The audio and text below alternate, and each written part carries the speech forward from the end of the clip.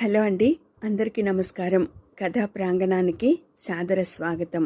చిన్నప్పుడు నడక నేర్చుకుంటున్నప్పుడు అడుగులు తడబడితే, కాళ్ళు పొరబడితే అమ్మ నాన్న చెరోవైపు అడుగులు తడబడకుండా, కాళ్ళు పొరబడకుండా ఆసరాగా నిలుస్తారు. అదే పెద్దయ్యాక అమ్మ నాన్నలకు తెలియకుండా అడుగులు త్వరపడి పొరపడి తప్పుటడుగులు అయితే ప్రముఖ రచయిత విజయార్కే గారు 3 దశాబ్దాలకు పూర్వం రాసిన నవలిక తప్పుటడుగులు. నేను జర్నలిస్టుగా ఉన్నప్పుడు కొందరు అమ్మాయిల బాధలు, భర్త 2వ వివాహం చేసుకోవడం, భర్త పెళ్లి చేసుకున్నాడని నిరూపించే సాక్ష్యాలు లేకపోవడం, కొందరు డిప్రెషన్తో ఆత్మహత్యలకు పాల్పడ్డం చూసినప్పుడు వచ్చిన ఆలోచన సెక్షన్ 494. అప్పట్లో ఒక కథలా రాయాలనుకున్నాను. నవలికగా మారింది. ఇప్పుడైతే నవలగా రాసేవాడిని, కొన్ని మార్పులతో, కొంత డ్రమటైజేషన్తో. సెక్షన్ 494ను అడ్డు పెట్టుకుని హారికను అంటే కథానాయికను మోసం చేసిన వాడిని అంతే తెలివిగా మట్టు పెట్టించేవాడిని. అమ్మాయిల జీవితాలతో ఆడుకుని సెక్షన్ 494ను అడ్డు పెట్టుకున్న వాడికి జీవితకాల శిక్ష విధించేలా నవలను ప్లాన్ చేసేవాడిని. హారిక జీవితాన్ని విషాదాంతం చేయడం ఇష్టం లేదు. అప్పటి ఆంధ్రభూమి మంత్లీ ఎడిటర్ సిక్కరాజు గారు అంటే శ్రీ కనకాంబర రాజుగారి సూచన మేరకు అలా రాశాను. ఒక విధంగా కథను విషాదాంతం చేయడం వల్ల సెక్షన్ 494 తీవ్రత పాఠకులకు సరిగ్గా రీచ్ అయింది. హారిక పాత్రతో కనెక్ట్ అయ్యారు. అప్పటి ట్రెండ్కు ఆ విషాదాంతం సరైనదే.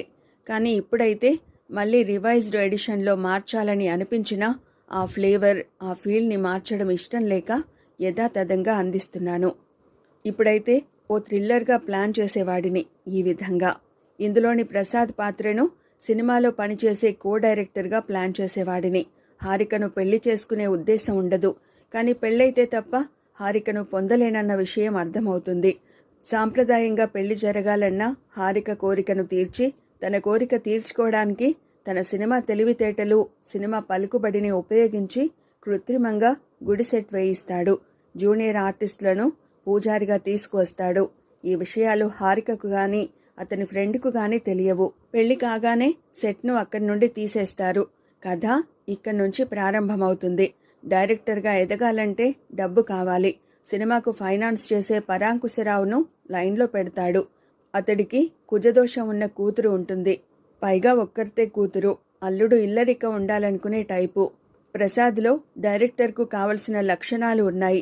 ఒక డైరెక్టర్ చేసిన క్రైమ్ సినిమాకు కో-డైరెక్టర్గా, ఘోస్ట్ డైరెక్టర్గా పనిచేసిన ప్రసాద్ తెలివితేటలు చూసి అతడిని తన అల్లుడిగా చేసుకోవాలనుకుంటాడు. జీవితంలో ఎదగడమే అజెండాగా పెట్టుకున్న ప్రసాద్ హారికను వదిలించుకుంటాడు. సెక్షన్ 494ను అడ్డు పెట్టుకుని. క్రైమ్ సినిమాల డైరెక్టర్గా పేరుతో పాటు డబ్బులు వస్తాయి. క్రైమ్ సినిమా తెలివితేటలతో తెర వెనుక నేరాలు, హవాలా పనులు చేస్తుంటాడు. తనకు అడ్డొచ్చిన సినిమా డైరెక్టర్స్ను బెదిరిస్తూ ఉంటాడు. ఆత్మహత్య నుంచి హారికను కాపాడిన లాయర్ కార్తిక్ హారిక కేసును టేకప్ చేస్తాడు. ఆధారాలు దొరకకుండా చేస్తాడు ప్రసాద్. అతనికి సహకరిస్తూ ఉంటాడు మామ పరాంకుశరావు. ఒక దశలో తన బిడ్డ మెడలో తాళి తీసి తన బిడ్డకు పెళ్లి కాలేదంటాడు. హారిక ఆత్మహత్య చేసుకుంటుంది. సాక్ష్యాలు దొరక్కపోవడం, తాను ఓడిపోవడం వల్ల చనిపోయే ముందు సెక్షన్ 494ను సవరించాలన్న కోరికను మరణ వాంగ్మూలంలో ఇస్తుంది. భార్య చనిపోయింది, కేసు క్లోజ్ అయింది అనుకున్న ప్రసాద్ తన భార్య మాయతో కలిసి ఉంటున్న సమయంలో హారిక తరచూ కనిపిస్తూ ఉంటుంది. అతడు క్రైమ్ సీన్ కోసం వేసిన సెట్ కాలిపోతుంది. అతడిని ఓ అడవిలో బంధిస్తుంది. అది అడవి కాదు, సెట్ అన్న విషయం తెలియదు ప్రసాద్కు. నేను నీ భార్యనే అన్న నిజం ఒప్పుకుంటే వెళ్ళిపోతానని ప్రసాద్తో అంటుంది హారిక ఆత్మ. ఒక విధమైన భయంతో తనెలా హారికను మోసం చేసింది, మాయను ఎలా చేసుకుంది వివరంగా చెబుతాడు. ఆ విషయాలను షూట్ చేస్తాడు కార్తిక్ మరో మంచి డైరెక్టర్ సాయంతో. మరణ వాంగ్మూలం ఇచ్చిన తర్వాత అద్భుతం జరిగి హారిక బ్రతుకుతుంది. అక్కడే కార్తిక్ మైండ్ గేమ్ ఆడతాడు. దానికి అతడి ప్రియురాలు, టీవీ ఛానల్ రిపోర్టర్ స్టెల్లా, మరో సినిమా డైరెక్టర్ హెల్ప్ చేస్తారు. కేసు కోర్టుకొస్తుంది. సెక్షన్ 494ను పక్కదారి పట్టించినందుకు, చాలా నేరాల్లో సంబంధం ఉన్నందుకు, మొదటి భార్య ఉండగా విడాకులు తీసుకోకుండా 2వ పెళ్లి చేసుకున్నందుకు, సాక్ష్యాలను రూపుమాపినందుకు వివిధ సెక్షన్స్ కింద న్యాయస్థానం ప్రసాద్కు కఠిన శిక్ష విధిస్తుంది. సెక్షన్ 494లో బాధిత స్త్రీలకు న్యాయం జరిగేలా కొన్ని సవరణలు చేయాలన్న న్యాయమూర్తి మాటలతో నవల ముగిసిపోతుంది. అయితే సెక్షన్ 494 నవల ఆంధ్రభూమిలో ప్రచురించబడ్డాక చాలా ఉత్తరాలు వచ్చాయి. వెనువెంటనే కన్నడంలో కూడా అనువదించబడింది. కన్నడ పాఠకులు ఈ నవలను ఆదరించారు, అభిమానించారు. నన్ను కన్నడ పాఠకులకు మరింత దగ్గర చేసింది ఈ నవల వినండి. ఇందులో చర్చించిన అంశం మీద, సెక్షన్ 494 మీద విజ్ఞులు, మేధావులు, న్యాయ నిపుణులు తమ అమూల్యమైన సూచనలు అందించవచ్చు. Thank you. తెలుగులో వచ్చిన వెంటనే కన్నడ పత్రికలో కూడా సెక్షన్ 494 కన్నడ భాషలోకి అనువదించబడింది. ఈ నవలను ఎలాంటి మార్పులు లేకుండా అందిస్తున్నాను. అప్పటి వాతావరణం నేపథ్యం కనిపిస్తుంది. ఈ నవలలోని హారిక ఆవేదనకు పరిష్కారం దొరకాలని కోరుకుందాం. న్యాయ నిపుణులు, మేధావులు ఈ దిశగా కృషి చేయాలని నా ఆకాంక్ష. సెక్షన్ 494 ప్రారంభానికి ముందు సప్తపది ఆధారాలు లేకుంటే రెండో పెళ్లి అభియోగం చెల్లదు. అప్పట్లో ఈ నవలిక రాసిన సమయంలో వచ్చిన వార్త. సుప్రీంకోర్టు తీర్పు. న్యూఢిల్లీ, ఆగస్టు 12. ఒక వ్యక్తికి రెండో వివాహం జరిగిందన్న విషయం నిర్ధారించేందుకు సప్తపది అంటే 7 అడుగులు నడిచే పద్ధతి. వధూవరులు ఈ పద్ధతిని పాటించారన్న ఆధారాలు ఉండాలని, ఈ ఆధారాలు లేని పక్షంలో ఐపీసీ 494 సెక్షన్ కింద రెండో పెళ్లి చేసుకున్నాడన్న అభియోగం చెల్లబోదని సుప్రీంకోర్టు తీర్పునిచ్చింది. Justice PB Sawant, justice S మోహన్లతో కూడిన డివిజన్ బెంచ్ ఈ రూలింగ్నిచ్చింది.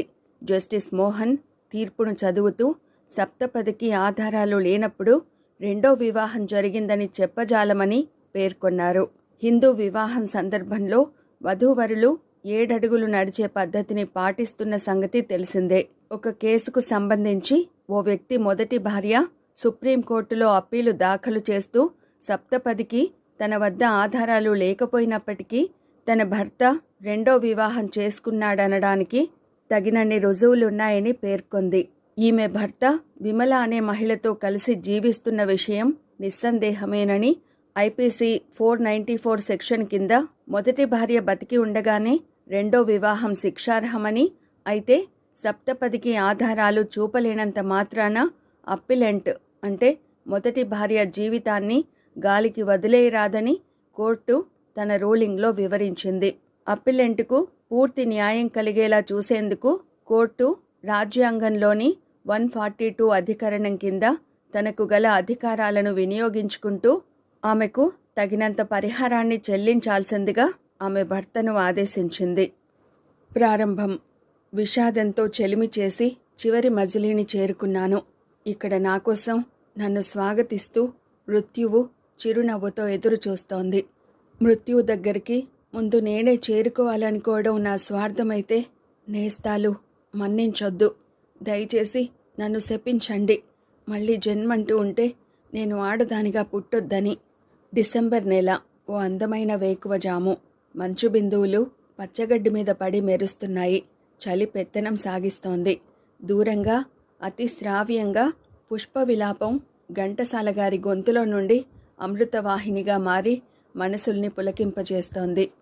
ఆ సమయంలో 1, 2, 3, 4, 5, 6 కౌంట్ చేసుకుంటూ పరిగెడుతుందో అమ్మాయి. వయసు 20 సంవత్సరాలుంటుంది. ట్రాక్ సూట్ వేసుకుంది. కాళ్లకు స్పోర్ట్స్ షూ వేసుకుంది. ఆమె పరిగెడుతుంటే మార్నింగ్ వాక్ చేస్తున్న వృద్ధులు కాసేపు ఆగి ఆమె వైపే చూస్తున్నారు. పిల్లలు హాయ్ ఆంటీ అని పలకరిస్తున్నారు. ఆమె వెనుక పరిగెత్తుకొస్తున్నాడు కార్తిక్. ఏయ్ స్టెల్లా ఆగు! దూరం నుండే అరుస్తున్నాడు. ఆగింది స్టెల్లా. ఏమిటి యార్, నేను పీటీ ఉష లెవెల్లో పరిగెడుతుంటే నువ్వేమో పథకాలు దక్కించుకోకుండా తిరిగొచ్చిన అథ్లెట్లా ఉన్నావు. నువ్వు పరిగెత్తడమే కాక నన్ను ఇలా పరిగెత్తించడం ఏమీ బాగోలేదు స్టెల్లా. అయినా నాకు తెలియక అడుగుతాను, స్కిప్పింగ్ చేస్తున్నట్లుగా ఆ 1, 2, 3లు కౌంట్ చేయడం ఎందుకు? నువ్వు చేస్తోంది స్కిప్పింగా, జాగింగా? ఇది స్పీడ్ యుగం యార్. కావాలంటే నా వంతు కూడా నువ్వే చెయ్యి అంటూ ఆగిపోయాడు కార్తిక్. నువ్వు కోర్టులో వాదించడం తప్ప మరేమీ చేయలేవా? స్లోగా నెమ్మదిగా పరిగెడుతూ అడిగింది స్టెల్లా. నువ్వలా డబుల్ మీనింగ్ డైలాగులు మాట్లాడకు. కర్మ, నువ్వు పోయిన జన్మలో సెన్సార్ ఆఫీసర్వే అయి ఉంటావు. ట్యాంక్ బండ్ దగ్గరికి చేరుకున్నారు. అప్పటికింకా పూర్తిగా తెల్లవారలేదు. ఈ ట్యాంక్ బండ్ను చూస్తే నీకేమనిపిస్తోంది యార్? ఆగి అడిగింది స్టెల్లా. దూకి నీకు దూరంగా పారిపోవాలనిపిస్తోంది కసిగా చెప్పాడు కార్తీక్. సరిగ్గా అప్పుడు జరిగింది ఆ సంఘటన. ఓ అమ్మాయి పరిగెత్తుకొచ్చి హుస్సేన్ సాగర్లో దూకింది. చూస్తుండగానే క్షణాల్లో జరిగింది ఆ సంఘటన. స్టెల్లా, ఎవరో అమ్మాయి నీళ్లలోకి దూకింది కంగారుగా అన్నాడు కార్తీక్. అప్పటికే స్టెల్లా నోటీసులోకి వచ్చింది. మరిక ఆలస్యం చేయలేదు. నీళ్లలోకి దూకింది స్టెల్లా. చావాలనుకున్నావా? ఆమె కళ్ళు తెరవగానే స్టెల్లా వేసిన మొదటి ప్రశ్న. ఆమె వణుకుతోంది. నీళ్లు తల నుండి కారుతున్నాయి. ఆమె కళ్ళల్లో అమాయకత్వం, బేలతనం కనిపిస్తున్నాయి. కార్తీక్ ఆమె వైపు చూస్తూ అడిగాడు, ఎందుకండి చావాలనుకున్నారు? ఆమె లేచి కూర్చుని కళ్ళు మూసుకుంది. మీ పేరు? కార్తీక్ తిరిగి అడిగాడు. హారిక. ఆమె పెదవులు విచ్చుకున్నాయి. ఎందుకు చావాలనుకున్నారు? ఇందాకటి ప్రశ్న రిపీట్ చేశాడు. బ్రతకాలని లేదు కాబట్టి. జీవితంలో ప్రతి మనిషికి ఎప్పుడో ఓ సందర్భంలో చనిపోతే బావుండనిపిస్తుంది. అలా బ్రతకాలని లేదని అందరూ అనుకుంటే ఈ పాటికి ప్రపంచంలో చనిపోయిన వారి సంఖ్య పెరిగేది జనాభా కన్నా వేగంగా. హారిక కళ్ళు విప్పింది. వెచ్చటి కన్నీటి బొట్టు పాదరసంలా ఆమె కనుకొలుకుల నుండి జారి పెదవులను ముద్దాడి నేల రాలింది. నేను జర్నలిస్టును. నీకేమైనా అన్యాయం జరిగితే చెప్పు. నా కలం ద్వారా నీకు న్యాయం చేస్తాను. ఇతను లాయర్. నీకు చట్టపరంగా న్యాయం చేస్తాడు. నిర్భయంగా చెప్పు, స్టెల్లా అనునయంగా అడిగింది. హారిక నోరు విప్పింది. ఆమె జీవితపు డైరీలోని పేజీలు వెనక్కి తిరిగాయి. ఆమె గతం కాగితపు క్యాన్వాస్ మీద వివరణ వర్ణ చిత్రమైంది. కంగ్రాట్స్ ప్రసాద్, మొత్తానికి ఓ ఇంటివాడవయ్యావు. కానీ అదేమిట్రా, మరి బొత్తిగా ఊరు పేరు లేని ఈ గుడిలో పెళ్ళి, ఎప్పుడో ఓసారి వచ్చే పూజారి, బూజు పట్టిన గుడి. నీకింతకన్నా మంచి టెంపుల్ దొరకలేదా? కెమెరాని బ్యాగ్లో సర్దుకుంటూ అన్నాడు మధు. ఇక్కడ మాకు మొక్కు ఉందిరా. అదీ కాక ఇప్పుడు ముహూర్తాలు లేవు. ఎవరి దగ్గరికి వెళ్ళినా పెళ్ళి ఇప్పుడు వద్దంటారు. మరోవైపు హారికకు సంబంధాలు చూస్తున్నారు. అందుకే ఇది బెటర్ వే అని. సర్లే, ఏదో ఒకటి. మొత్తం మీద పెళ్లి చేసుకున్నావు. చెల్లాయిని ఎలా చూసుకుంటావో ఏమిటో అంటూ హారిక వైపు తిరిగి, ఏమిటమ్మా చెల్లెమ్మ, ఉలుకు పలుకు లేకుండా అలా మౌనంగా ఉన్నావు? తలెత్తింది హారిక. ఆమె కళ్ళల్లో సన్నటి కన్నీటి పొర, పొలమారిన కన్నీటి చెమ్మ. అమాయకత్వాన్ని ఆమె అణువణువున తీర్చిదిద్ది సృష్టించాడేమో ఆ బ్రహ్మ అన్నట్టు. హారిక కళ్ళల్లో బేలతనం, మనిషిలో అమాయకత్వం. నేను తప్పు చేశానేమోనని. భలే దానివే చెల్లాయి. అది కాదు నాన్నగారు. చూడండి, మీరిప్పుడు మీ నాన్న దగ్గరకు వెళ్ళి ఆశీస్సులు తీసుకుంటున్నారు. పెద్దవాళ్ల కోపం, అందులో కన్నవాళ్ల కోపం క్షణాల మీదే తప్ప జీవితాంతం కాదు. రామం మాస్టారు పడకుర్చీలో కూర్చుని పేపర్ చదువుతున్నారు. మరో కొద్ది నెలల్లో రిటైర్ కాబోతున్న రామం మాస్టారు మాత్రం ఇంకా తాను జీవితాంతం మాస్టర్గానే బ్రతకాలన్న కోరికతో బ్రతుకుతున్నారు. ఇదిగో నాన్న కాఫీ. రెండో కూతురు సుష్మ కాఫీ తెచ్చి తండ్రికి ఇచ్చింది. అక్కయ్య ఇంకా రాలేదా తల్లి? రాలేదు నాన్న. ఎవరో వాళ్ళ ఫ్రెండ్కు బాగాలేదట. హాస్పిటల్లో జాయిన్ చేశారట. చూసొస్తానని చెప్పి వెళ్ళింది. ఏమిటండి అంటూ వచ్చింది భార్య జానకి. ఏం లేదోయ్, హారిక గూర్చి ఆలోచిస్తున్నాను. ఇప్పుడు ఎలాగూ పెళ్ళిళ్ళు లేవు. నేను రిటైర్ అయ్యేలోగా మంచి ముహూర్తం చూసి మనం అనుకున్న ఖమ్మం సంబంధం ఖాయం చేస్తే రిటైర్ అవగా వచ్చిన డబ్బులు అల్లుడి చేతిలో పెడితే ఓ పనైపోతుంది. ఇక చిన్నదంటావా? బ్యాంకులో ఉన్న డబ్బు, ప్రావిడెంట్ ఫండ్, ఈ ఇల్లు దానికి చాలు. సరిగ్గా అప్పుడే ఇంటి ముందు ఆటో ఆగింది. మన ఇంటి ముందు ఆటో ఆగిందేమిటి? ఎవరైనా బంధువులా అనుకుంటూనే కళ్ళజోడు పెట్టుకున్నారు. ముందుగా హారిక దిగింది. వెనకే ప్రసాద్, ఆ వెనుక మధు. ఒక్క క్షణం అర్థం కాలేదు. కానీ జానకి మనసులో ఏదో అనుమానం. ఆమె కళ్ళు హారిక పాదాల మీద పడ్డాయి. గట్టిగా అంది చిన్నపాటి వణుకు గొంతులో, ఏమండి అమ్మాయి? అప్పటికే కూతురి మెడలోని మంగళసూత్రం రామం మాస్టారు దృష్టికి వచ్చింది. క్షణకాలం నిశ్శబ్దం, శ్మశాన నిశ్శబ్దం. మనసు మూగబోయి ఆలోచన అంతమై మెదడు శూన్యమైన భావన. హరి. హారిక ఒక్కొక్క అడుగు ముందుకేస్తోంది. తండ్రి మొహంలోకి చూసే ధైర్యం చేయలేకపోతోంది. పరిస్థితి మధుకు అర్థమైంది. ముందుకొచ్చి అన్నాడు, మన్నించండి మాస్టారు. ప్రసాద్ హారిక ప్రేమించుకున్నారు. మీరు మరో సంబంధం నిశ్చయం చేసేసరికి భయపడి గుడిలో పెళ్లి చేసుకున్నారు. రామం మాస్టారుకు ఆ మాటలు వినిపించాయి. కానీ ఆవేశపడిపోలేదు. జానకి మాత్రం ఏడుపు మొదలెట్టింది. సుష్మ అయోమయంగా అక్కవైపు చూడసాగింది. జానకి కూతురు పెళ్లి చేసుకుని ఇంటికొస్తే కంటతడి పెట్టి కూతుర్ని శపిస్తావా? వెళ్ళు, అమ్మాయిని లోపలికి తీసుకెళ్ళు. చాలా చిత్రమైన పరిస్థితి. తిడితే, దూషిస్తే తన మనసు నెమ్మదించేదేమో, కానీ ఆ మంచితనం, నాన్నతనం, గొప్పతనం, నాన్నలోని అమ్మ మనసు గుండె గొంతుకేదో అడ్డుపడుతోంది. నాన్న పరిగెత్తికెళ్ళి తండ్రి గుండెల మీద వాలిపోయింది. ఒక్క మాట, నాన్న, నువ్వు కుదిర్చిన సంబంధం నాకు ఇష్టం లేదు, నేను ఫలానా అతన్ని పెళ్లి చేసుకుంటానని చెబితే ఈ తండ్రి వద్దనెంత రాక్షసుడు అనుకున్నావా? ఎందుకమ్మా అంతా అయ్యాక నువ్వు ఇలా చేశావు? తండ్రి మాట్లాడే ప్రతి మాట ఆమె హృదయాన్ని నిలదీస్తున్నాయి. ఛా, తనెంత పిచ్చి పని చేసిందో, తనెంత తెలివి తక్కువగా ప్రవర్తించిందో అర్థమవుతోంది హారికకు. ఇంత మంచి తండ్రి తనెలా అనుమానించి తండ్రికి చెప్పకుండా పెళ్లి చేసుకుంది? హరి, లోపలికెళ్ళమ్మా అంటూ ప్రసాద్ వైపు తిరిగి, లోపలికి రా బాబు అంటూ ఆహ్వానించారు. బాబు, నీ పుట్టు పూర్వోత్తరాలు, నీ ఆస్తి వివరాలు అడగడం లేదు. గతించిన గతం మంచో చెడో, నేను కోరుకునేది వర్తమానం, భవిష్యత్తు. నా కూతుర్ని సుఖపెట్టగలవా అని కూడా అడగను. కష్టపెట్టొద్దని వేడుకుంటున్నాను. మరో 2 నెలల్లో డబ్బు చేతికొస్తుంది. అది నా చిట్టి తల్లి పెళ్లి కోసం కేటాయించాం. ఆ డబ్బు రాగానే నీకిస్తాను. మాస్టారు, మధు కళ్ళు చెమర్చాయి. మమ్మల్ని క్షమించండి. మమ్మల్ని వదిలేయ్ బాబు, మనమంతా ఇప్పుడు ఒకే కుటుంబ సభ్యులం. మరునాడే హారికను తీసుకెళ్తానన్నాడు ప్రసాద్. విజయవాడలో సేల్స్ రిప్రజెంటేటివ్గా జాయిన్ అవ్వాలన్నాడు. బ్యాంకులో ఉన్న 8,000 చిల్లర తీసుకొచ్చి అల్లుడికి కొత్త బట్టలు తీసుకున్నారు. మిగతా డబ్బు అల్లుడి చేతిలో పెట్టారు. విజయవాడకు బయలుదేరారు హారిక దంపతులు. నాణానికి బొమ్మ బొరుసు ఉంటాయి. ఓ వ్యక్తిలో మంచితనం ఉంటే అది నాణ్యం కాకుండా ఉంటుంది. కానీ ఆ మంచితనానికి వెనుక రెండో వైపు మంచితనం అనే ముసుగులో రాక్షసత్వం, స్వార్థం దాగి ఉంటే రోజులు గడుస్తున్నాయి.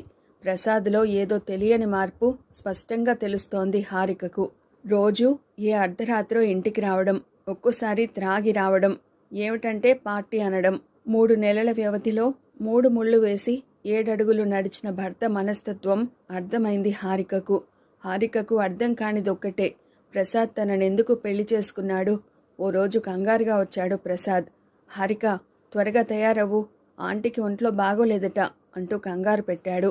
ఏ ఆంటీ? అబ్బబ్బా, నీకు తెలియదు కదూ అంటూ చెప్పాడు. సావిత్రి ఆంటీ అని. ఆటో ఓ ఇంటి ముందాగింది. చేతిలో యాపిల్స్ ఉన్న బుట్టతో ఆటో దిగి లోపలికి నడిచాడు ప్రసాద్.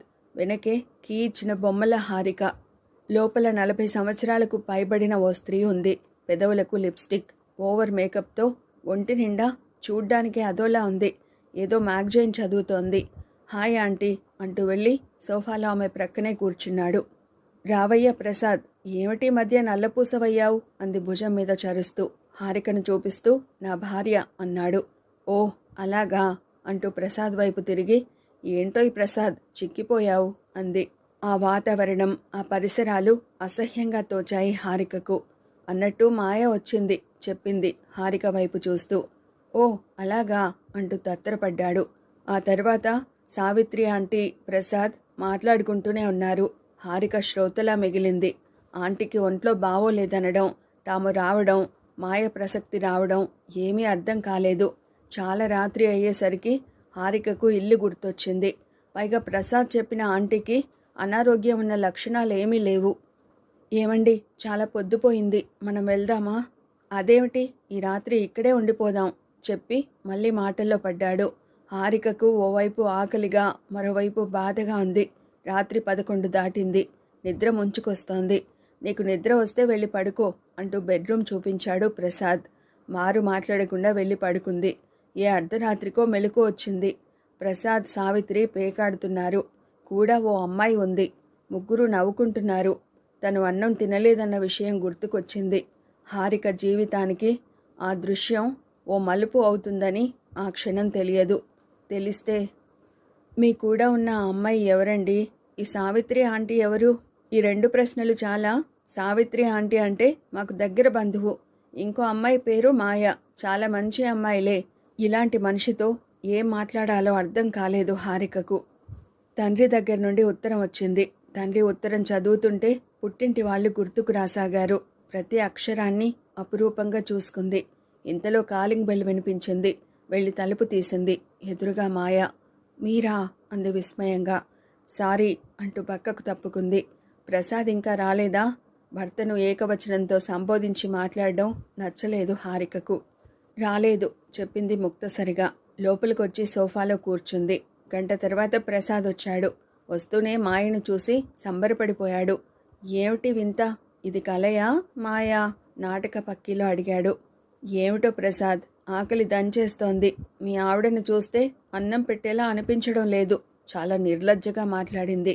ఆశ్చర్యం వేసింది హారికకు. ఇలా మాట్లాడే వాళ్ళు కూడా ఉంటారా? హారిక వైపు కోపంగా చూశాడు ప్రసాద్. ఓకే మాయా, నీకు ఇవాళ హోటల్ చోళలో మంచి పార్టీ ఇస్తాను, ఓకేనా అంటూ బాత్రూంలోకి వెళ్ళి తయారవసాగాడు. మరో పావుగంటలో మాయతో కలిసి బయటికెళ్లాడు ప్రసాద్. ఆ గదిలో ఒంటరిగా సైన్యాన్ని కోల్పోయిన మహారాణిలా మిగిలింది హారిక. అలా ప్రారంభమై ఓ చిన్న గొడవకు నాంది అయింది మాయా ప్రసాద్ల పరిచయం హారిక జీవితంలో. అదేమిటండి, మీరు రోజు ఏ రాత్రికి వస్తారు? సరిగ్గా అప్పుడే మాయ వస్తుంది. మీరిద్దరూ హోటల్కు వెళ్తారు అంటే నీ ఉద్దేశం ఏమిటి? అనుక్షణం నిన్నే అంటిపెట్టుకోవాలా? మాయ అంటే ఎవరనుకున్నావు? వాళ్ళ నాన్న త్వరలో ఓ పెద్ద ఫ్యాక్టరీ పెట్టబోతున్నాడు. అలాంటి వాళ్ళతో పరిచయాలు పెంచుకోవాలి.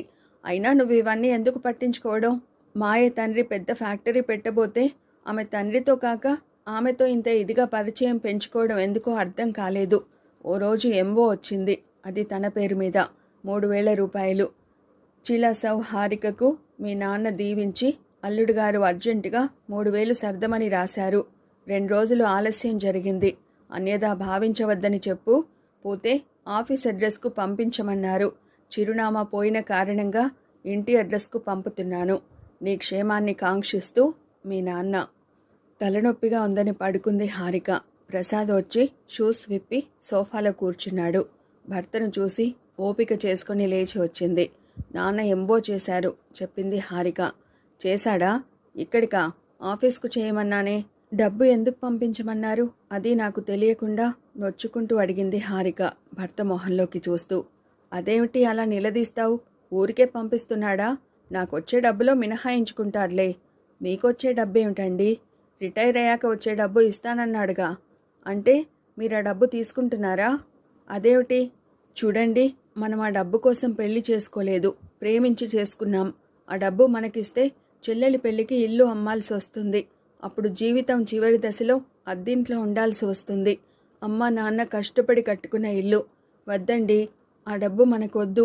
మీరు నాన్నకు డబ్బు పంపమని రాయడం కూడా నాకు నచ్చలేదు అంటూ తండ్రి పంపించిన డబ్బు టేబుల్ మీద పెట్టింది. ప్రసాద్ మౌనంగా ఆ డబ్బును తీసుకుని లెక్క పెట్టుకుని జేబులో పెట్టుకున్నాడు. నేను మాట్లాడుతుంటే సమాధానం చెప్పరేమిటండి? ఏం చెప్పాలి?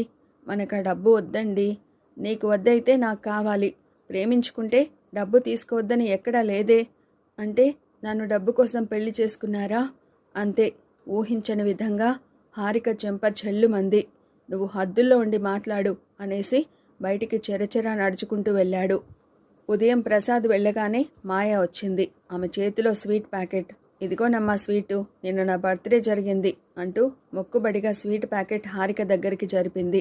మెడలో గోల్డ్ చైన్ కొట్టొచ్చినట్టు కనిపిస్తోంది. ఇది మీ ఆయనిచ్చిన ప్రెజెంటేషన్లే. ముష్టి 3,000తో కొని తెచ్చాడు. 3,000 పంపించమని తండ్రికి ఎందుకు ఉత్తరం రాశాడో అర్థమైంది. అప్పుడు వచ్చాడు మధు. ఏంటి చెల్లాయి, అంతా కులాసాయేనా? రావడంతోనే అడిగాడు. రండి కూర్చోండి అన్నయ్య. పళ్ళు స్వీట్లు తెచ్చాడు. వాడేడి? ఆఫీస్కు వెళ్ళాడా అంటూ మాయ వైపు చూశాడు ప్రశ్నార్థకంగా. వారి ఫ్రెండ్ అంది మెల్లిగా. అనుమానంగా మాయ వైపు చూశాడు మధు. అతని అనుమానం నిజమైంది ఓ దురదృష్టకర క్షణంలో. ఒరే ప్రసాద్, నాకు ఆ అమ్మాయి వరసేమీ నచ్చలేదు. అయినా నీకిప్పుడు గర్ల్ ఫ్రెండ్ ఎందుకురా? చనువుగా అన్నాడు మధు. మధు, ఫ్రెండ్గా వచ్చావు, ఫ్రెండ్గా వెళ్ళిపో. మాయ ప్రసక్తి నీకనవసరం. ఊహించని ఆ మాటలకు షాక్ తిన్నాడు మధు. సారీరా. ఓ సారీ మిస్టర్ ప్రసాద్. అంతకుమించి ఏమీ మాట్లాడలేదు. లోపల నుండి వీళ్ళ మాటలను విన్న హారిక నొచ్చుకుంది. మధు తెల్లవారక ముందే వెళ్ళిపోయాడు. హారిక, ఇలారా పిలిచాడు ప్రసాద్. చాలా రోజుల తర్వాత అలా పిలిచి మాట్లాడడం మొదటిసారి. ఏంటండి? మీ నాన్న రిటైర్ అయ్యారు. పెన్షన్ డబ్బు చేతికొచ్చినట్టు తెలిసింది. నువ్వెళ్ళి ఆ డబ్బు పట్రా. నేను ఆ రోజే చెప్పాను నాన్నను డబ్బు అడగొద్దని. నేను ఆ రోజే చెప్పాను డబ్బు మనకు అవసరం. ఆ డబ్బును మనం మాయ తండ్రి పెట్టే ఫ్యాక్టరీలో పెడితే కనీసం ఏ చిన్నపాటి పార్ట్నర్షిప్ అయినా ఇస్తాడు. ఇటు వర్కింగ్ పార్ట్నర్గా, అటు ఇన్వెస్ట్మెంట్ చేసిన పార్ట్నర్గా రెండూ కలిసి వస్తాయి. మనకు ఇప్పుడు వస్తుంది చాలండి. ఆయనకి ఇష్టం లేని పని చేసి నొప్పించాను. ఇప్పుడు కష్టపెట్టే పని చేయమంటారా? వద్దండి. ఒక శకలం హృదయాన్ని శిథిలం చేసింది. హాయిగా మాయలాంటి అమ్మాయిని చేసుకున్న ఫ్యాక్టరీలో పార్ట్నర్ అయి ఉండేవాణ్ణి. మరో శకలం మనసును అతలాకుతలం చేసింది. చిచి, వెధవ కొంప అంటూ విసురుగా లేచి, డబ్బెలా తీసుకురావో చూస్తాను. ఇది జరిగిన 4 రోజులు ప్రసాద్ చాలా ముభావంగా దూరంగా ఉన్నాడు.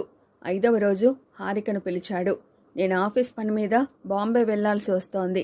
ఓ 15 రోజులు అక్కడే ఉంటాను. నువ్వు పుట్టింటికెళ్ళు. నేను బాంబే నుండి అలా వచ్చి నిన్ను తీసుకొస్తాను. హారికకు కూడా పుట్టింటికి వెళ్లాలన్న బలమైన కోరిక ఉంది. ఈ వాతావరణం నుండి కొన్ని రోజులు దూరంగా ఉండాలనుకుంటోంది.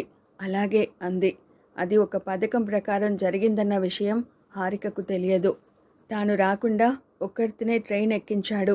రైలు కదిలింది గమ్యం వైపు, హారిక గమ్యాన్ని అగమ్యం చేస్తూ. అదేమిటమ్మా హరి, ఒక్కదానివే వచ్చావు? అల్లుడుగారు రాలేదా? ఆయన బాంబే వెళ్లారు అర్జెంటుగా. నేను ఒక్కరితోనే ఉండలేనని ఇక్కడికి పంపించారు. మనసులో భర్త తోడు రాని అసంతృప్తి కూడా ఉంది. చాలా రోజుల తర్వాత రామం మాస్టారు సంతోషంగా ఉన్నారు. అమ్మా, పెన్షన్ తాలూకు డబ్బు వచ్చింది. అల్లుడు బాంబే నుండి రాగానే డబ్బు అందజేస్తాను. హారిక ఏం మాట్లాడలేదు. వారం రోజులు గడిచాయి. ఓ రోజు మధు వచ్చాడు. మధు రామం మాస్టారు దగ్గర ఒకప్పుడు విద్యార్థి. హారికను చూశాడు. హారిక మధు ముఖంలోకి చూసే ధైర్యం చేయలేదు. మధు పలకరించాడు. అదేమిటమ్మా, ఎప్పుడొచ్చావు? ఆయన ఆఫీస్ పని మీద బాంబే వెళ్లారు. అందుకే ఒంటరిగా ఉండే బాధ తప్పుతుందని ఆయన వచ్చే వరకు ఇక్కడే ఉందామని. ప్రసాద్ బాంబే వెళ్ళాడా? నాకు నిన్ననే కనిపించాడు. ఆయన బాంబే వెళ్ళలేదా? లేదు అన్నట్టు తల అడ్డంగా తిప్పి చెప్పాడు. నిన్న హోటల్ 3 స్టార్లో మాయతో డిన్నర్ తీసుకుంటూ కనిపించాడు. నువ్వు బాధపడనంటే చెబుతాను. ప్రసాద్ చాలా మారాడు. నిజం చెప్పాలంటే మారడం అనడం కన్నా అసలు స్వరూపం బయటపడిందేమోననిపిస్తోంది. ఒక్క క్షణం షాక్. ప్రసాద్ బాంబే వెళ్ళలేదా? మరి నాటకమంతా ఎందుకు? ఏం చేయాలో తెలియని పరిస్థితి. ఇది ఆమె అసంపూర్తి కథకి నాంది అయితే ఉపసంహారం మరో కొద్ది రోజుల్లో జరిగింది. మధు పిడుగులాంటి వార్త తెచ్చాడు. ప్రసాద్ పెళ్లి చేసుకున్నాడు. ఒక అగ్నికీల హృదయాన్ని దహించి వేస్తోంది. సముద్రంలో నుండి ఉవ్వెత్తున లేచిన అల మనసును దూర తీరాలకు లాక్కెళ్ళింది. ఎడారిలో అగ్నివర్షం కురుస్తోంది. ప్రసాద్ పెళ్లి చేసుకున్నాడు. ఒక స్త్రీ జీవితానికి, ఓ భార్య జీవితానికి ఇంతకంటే విషాదకరమైన ఉపసంహారం ఏముంటుంది? ఇంట్లో ఆ రాత్రి ఏడుపులు, పెడబొబ్బలు. చలించని మనిషి, బాధను మనసులో దాచుకున్న ఒక్క వ్యక్తి మాస్టారే. అర్ధరాత్రి వరకు పడకుర్చీలో ఆలోచిస్తూ. వేకువజామున హారిక ఓ నిర్ణయం తీసుకుంది. ఎవ్వరూ నిద్ర లేవకముందే, ఎవ్వరూ సూర్యోదయాన్ని చూడకముందే తన జీవితం అస్తమయం అవ్వాలి. అందుకని చావాలనుకున్నావా? స్టెల్లా గొంతులో ఆవేదన, ఆవేశం. భర్త మరణిస్తే విధవగా నుదుటి సింధూరం చెరిపేస్తారు. బ్రతికుండగానే మరో పెళ్లి చేసుకుంటే ఏం చేయాలి? పత్రికల్లో ఉతికి ఆరేస్తాను అతగాడిని, ఆవేశంగా అంది స్టెల్లా. తర్వాత ఏం చేస్తావు స్టెల్లా? తాపీగా అడిగాడు కార్తీక్. కార్తీక్, అవును స్టెల్లా, అతన్ని చట్టపరంగా ఎదుర్కోవాలి. అవసరమైతే పత్రికాపరంగా నువ్వు దుమ్ము దులుపుదువు గాని. చూడండి హారిక గారు, మరణమే పరిష్కారమైతే ప్రపంచంలో చాలా మందికి సమస్యలున్నాయి. అందరూ చచ్చిపోయేవాళ్ళు. అది కాదు పరిష్కారం. మీరు అతన్ని కోర్టు మెట్లెక్కించాలి. ముందుగా మీరు రిలాక్స్ అవ్వండి. ఇప్పటికే మీ ఇంట్లో వాళ్ళు కంగారు పడుతుండొచ్చు. ముందు ఇంటికి పదండి. హారిక ఇంట్లో అడుగు పెట్టేసరికి తల్లి ఏడుస్తోంది. తండ్రి విషాదాన్ని గుండెల్లో దాచుకున్నాడు. కళ్ళు ఎర్రబడ్డాయి. ఏమిటమ్మా హరి, నీ తండ్రి చచ్చాడనుకుని నీకెవ్వరూ లేరని చావడానికి వెళ్ళావా? అతని మాటలు ప్రశాంతంగా ఉన్నాయి. నాన్న, ప్లీజ్, మీరు మంచితనంతో నన్ను బాధించకండి. నన్ను శిక్షించండి నాన్న. మీకు ఇష్టం లేని పెళ్లి చేసుకున్నాను. సహృదయంతో ఆశీర్వదించారు. కానీ హరి, మన నుదుటి రాతలు రాసే విధాత మనకు రాత రాస్తున్నప్పుడు సరస్వతీదేవితో గొడవ పడి ఉంటాడు. ఆ చికాకుతో మన రాతలు చికాకుగా రాసి ఉంటాడు. నాన్న, చూడమ్మా, నువ్వు నాకు బరువని అనుకోకు. ముందు స్థిమితంగా విషయం తెలుసుకొని ఆ తర్వాత ఎలా జరగాల్సి ఉంటే. ఎక్స్క్యూజ్ మీ సార్, మీరు మరోలా అనుకోకపోతే నాదో సలహా. అతని మీద మీరు కేసు వేయండి. మీ అమ్మాయికి న్యాయం జరుగుతుంది. నైతికంగా న్యాయం జరుగుతుందో లేదో కానీ కనీసం చట్టపరంగా మీ అమ్మాయికి న్యాయం జరిగితే మరో తండ్రి మీలా కంటతడి పెట్టరు. ఏమిటి బాబు నువ్వనేది? మొదటి భార్యకు విడాకులు ఇవ్వకుండా రెండో పెళ్లి చేసుకోవడం చట్టరీత్యా చెల్లదు. ఇండియన్ పీనల్ కోడ్ సెక్షన్ 494 క్రింద అతని మీద మనం కేసు పెట్టొచ్చు. అతనికి 10 ఏళ్ల శిక్షతో పాటు జుర్మానా కూడా వేస్తారు. నేను అతనికి శిక్ష పడాలనుకోవడం లేదు బాబు. మన్నించండి. అతన్ని శిక్షింప చేయాలని నా ఉద్దేశం కాదు. దీనివల్ల అతను దారిలోకి రావచ్చు. అసలు విషయం తేలుతుంది. నిజంగా అతను ద్వితీయ వివాహం చేసుకుంటే మీ అమ్మాయి పరిస్థితి ఏమిటి? ఇంకా అతను మీ అల్లుడనే అనుకుంటారా? ఒక్క క్షణం మౌనంగా ఉండిపోయారు.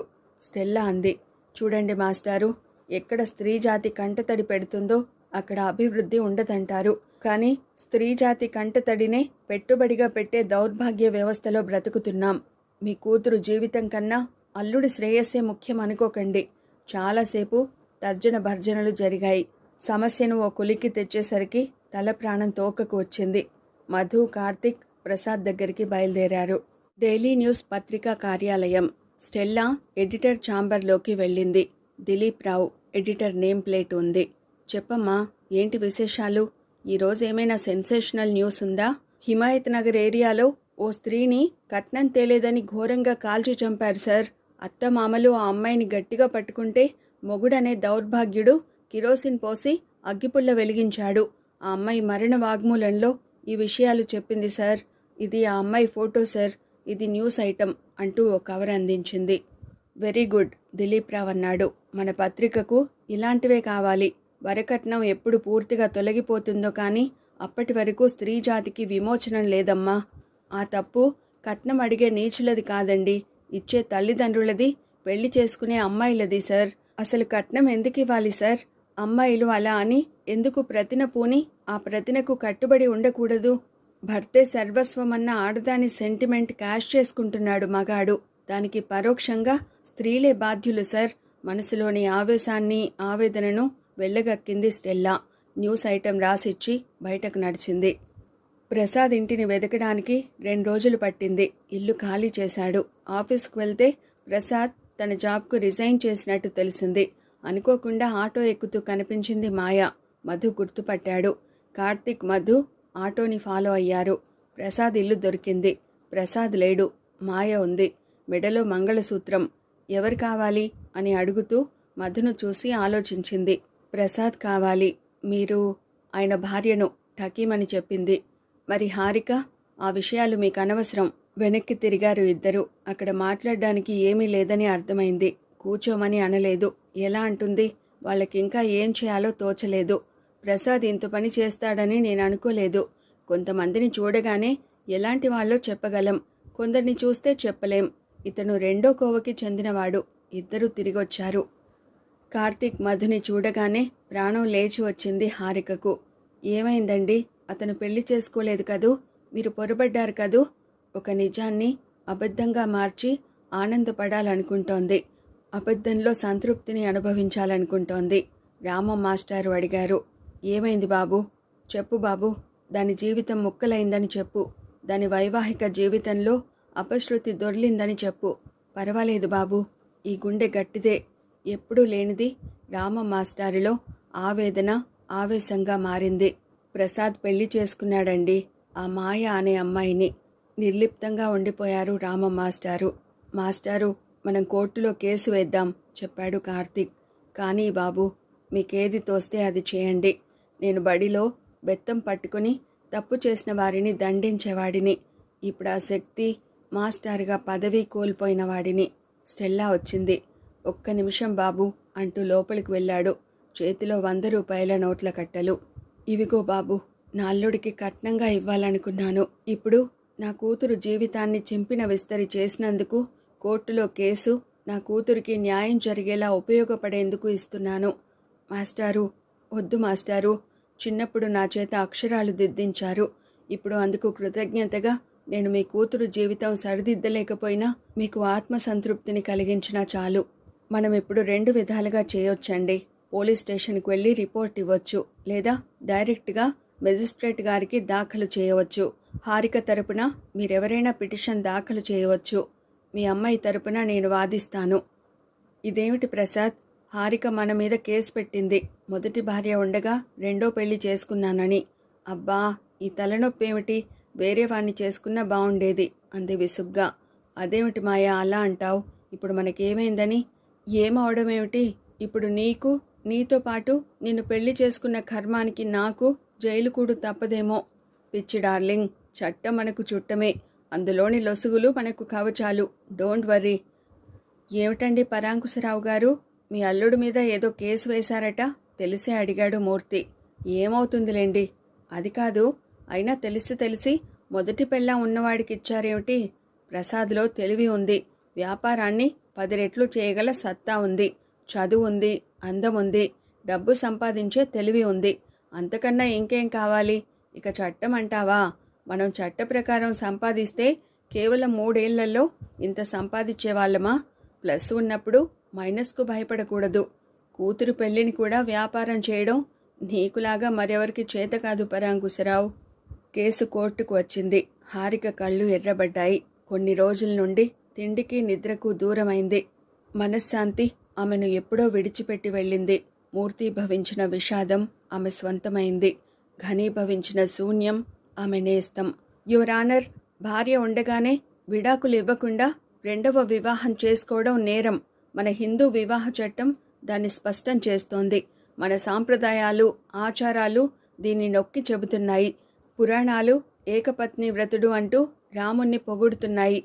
విదేశీ సంస్కృతి సైతం మన వివాహ వ్యవస్థను చూసి ముచ్చటపడుతుంది.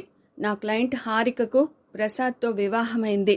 తన భార్యకు విడాకులు ఇవ్వకుండా ద్వితీయ వివాహం చట్ట ప్రకారం నేరమని, చట్టరీత్యా చెల్లదని తెలిసినా విద్యాధికుడు అయిన ప్రసాద్ కావాలనే నా క్లయింట్ని మోసగించాడు.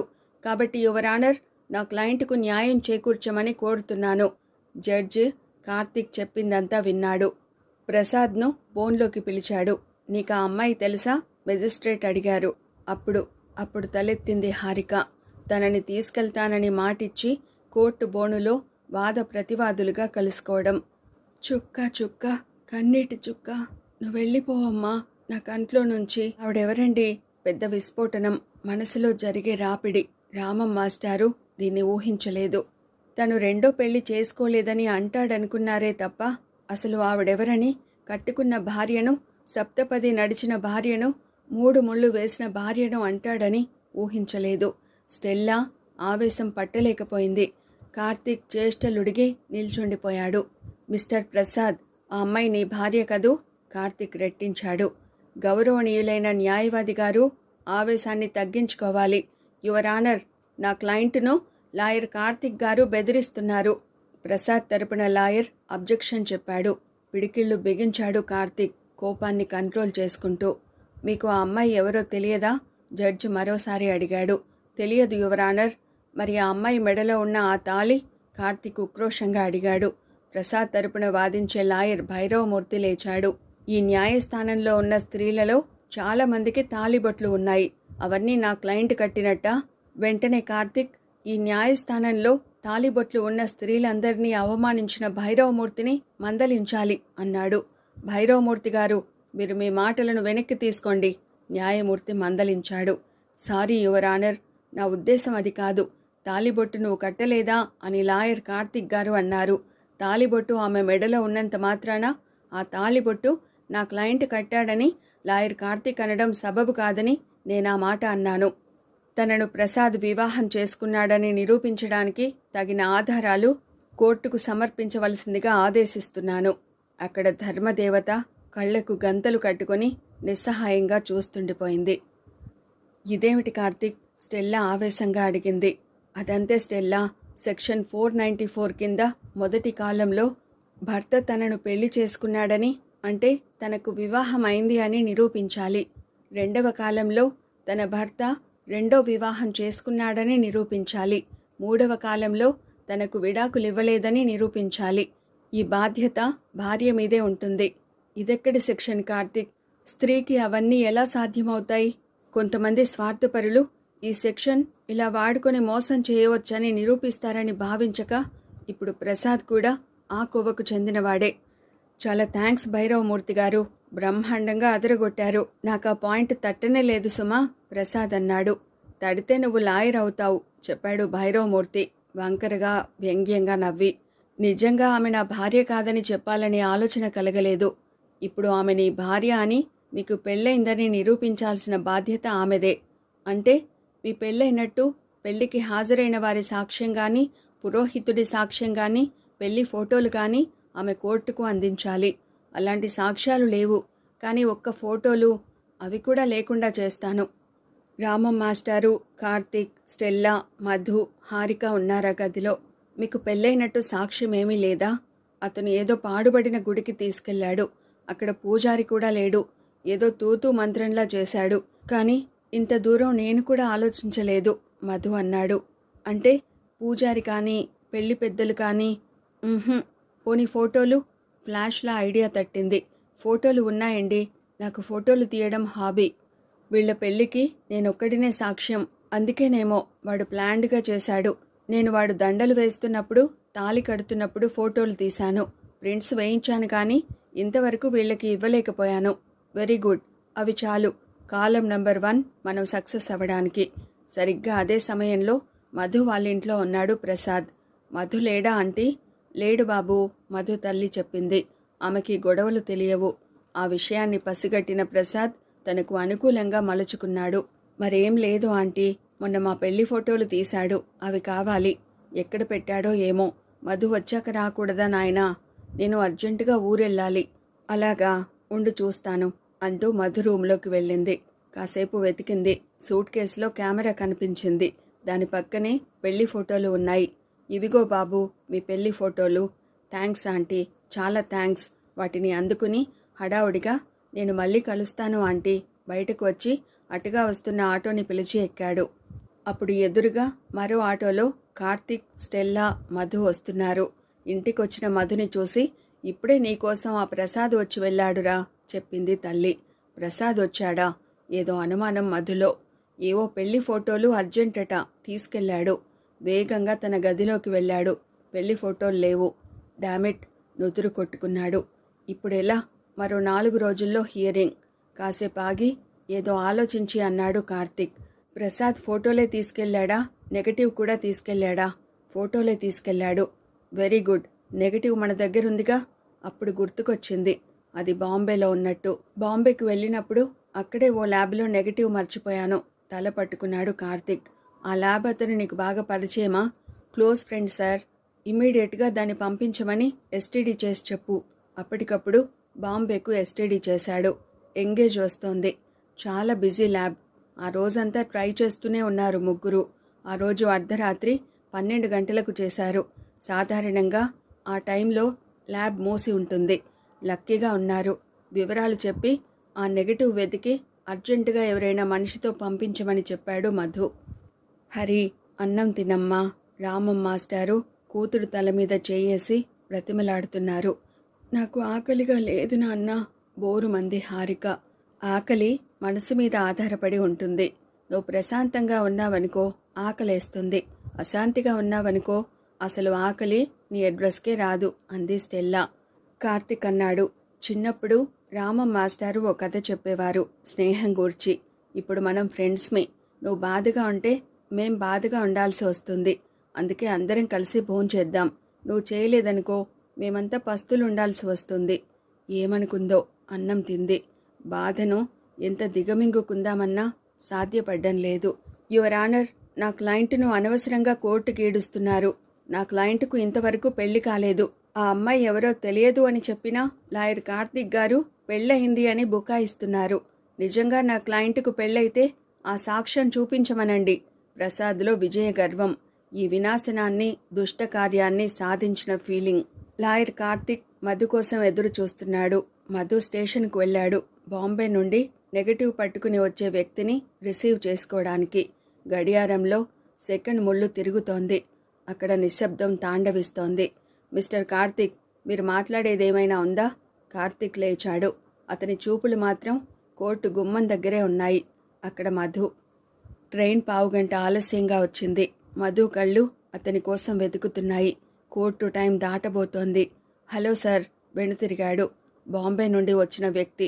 చేతిలో నెగటివ్ కవర్. పరిగెత్తినంత వేగంగా వెళ్ళి ఆటోలో కూర్చున్నాడు. కార్తీక్! కోర్టు గుమ్మం నుంచే పిలిచాడు. స్టెల్లా ఊపిరి పీల్చుకుంది. పరిగెత్తుకొచ్చి కవర్ ఇచ్చాడు. ప్రసాద్లో అనుమానం. భైరవమూర్తికి ఏదో డౌట్ వచ్చింది. యువర్ ఆనర్, నా క్లయింట్ని ప్రసాద్ అనబడే ఈ వ్యక్తి ప్రేమించి పెళ్లి చేసుకున్నాడు. అది పకడ్బందీగా దిక్కు మొక్కులేని దేవుడి గుడిలో చేసుకున్నాడు. రాయిలా నిలిచే ఆ దేవుడు సాక్ష్యం ఇవ్వలేడు, కానీ కెమెరా మాత్రం సాక్ష్యమిస్తుంది. నా క్లయింట్ని ప్రసాద్ పెళ్లి చేసుకున్నప్పటి ఫోటోల తాలూకు నెగటివ్ యువర్ ఆనర్. వ్యవధి లేనందున వీటిని ప్రింట్స్ వేయించలేదు. కోర్టు వారికి జరిగిన ఈ అసౌకర్యాన్ని మన్నింప కోరుతున్నాను యువర్ ఆనర్ అంటూ నెగటివ్ ఇచ్చాడు. నెగటివ్ పరిశీలించి చెప్పాడు అర్జెంటుగా ప్రింట్స్ వేయించమని. అప్పటికే లంచ్ బ్రేక్. కేసు మధ్యాహ్నానికి వాయిదా పడింది. చాలా థ్యాంక్స్ మధు, సరిగ్గా సమయానికి అందించావు. థ్యాంక్స్ చెప్పాల్సింది మీకు. అందరూ క్యాంటీన్కు వెళ్లారు. ఆకలి దంచేస్తుంది బాసు, ముందు టిఫిన్ లాగించేద్దాం అంది. హారిక స్టెల్లా వైపు చూసింది. ఈ అమ్మాయి ఇంత హ్యాపీగా ఎలా ఉండగలుగుతోంది? హారిక వైపు చూసి అంది స్టెల్లా. ఏంటి, నేనేంటి ఇలా మాట్లాడుతున్నానని ఆశ్చర్యపోతున్నావా? ఈ సమాజంలో తెగింపు లేకపోతే బ్రతకలేమో. పరిగెడితే భయపెడుతుంది, ఎదురు తిరిగితే తోక ముడుస్తుంది. విచారంతో కృంగిపోవడం వల్ల సమస్య పరిష్కారం అవదు.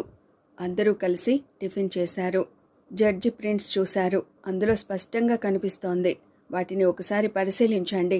జడ్జి భైరవమూర్తి చేతికిచ్చారు. భైరవమూర్తి అందుకున్నాడు. అతని ముఖంలో నెత్తురు చుక్కలేదు. వాటిని ప్రసాద్కిచ్చాడు. ప్రసాద్ తల వంచుకున్నాడు. జడ్జి నోరు విప్పారు. ఫోటోల ఆధారంగా వీళ్లకి పెళ్ళయిందని నమ్ముతున్నాను. ఇంకా అనుమానం ఉన్నట్లయితే ప్రతివాది తనకు పెళ్లి కాలేదని నిరూపించుకోవచ్చు.